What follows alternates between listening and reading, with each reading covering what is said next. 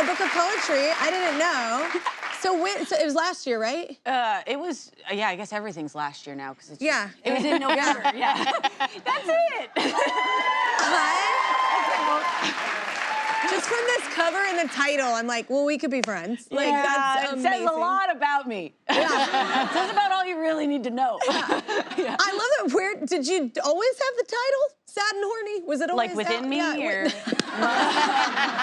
Yeah, from a young age, she knew. It was like, because some people and their publicists would go, I don't know. But you were like, nope.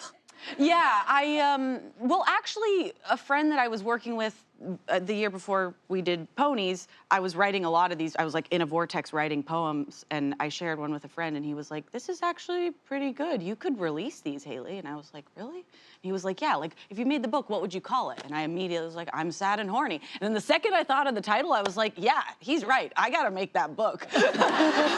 So yeah, that title coming to me kind of propelled the actual following through with it. Yeah, I love it. And it's like, I think it's cool too, because a lot of creatives, and I talk about this on the show, everybody gets lumped into their one category that they're known for, right? Yeah. But creative people don't want to do just one thing. Usually there's other avenues creatively that you want to express and you yourself. want to listen to these like things come up in our experience of life, like your experience with your health, like that brings you a new experience and inspiration to give to the world in another way, or to express yourself in another way. And I think it's a really beautiful thing to follow that. Absolutely. Yeah. Well, before we go, you have a poem that you've asked Emilia to read, right? Yeah. Okay.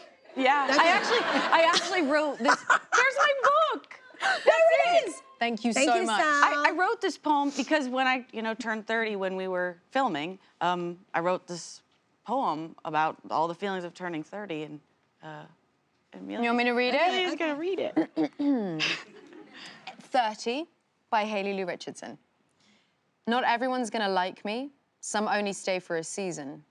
It's often more than bad timing. What we learn is the reason. Love's not infatuation. Sex isn't casual. Life's an endless realization, the importance of being rational. Accept the compliment.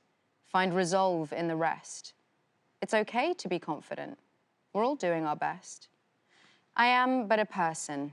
The acid reflux has worsened. Next week, I'll be 30. Not the most mentally sturdy, but I now know things pass. If they never do, alas. At least I've still got my art and a really nice arse.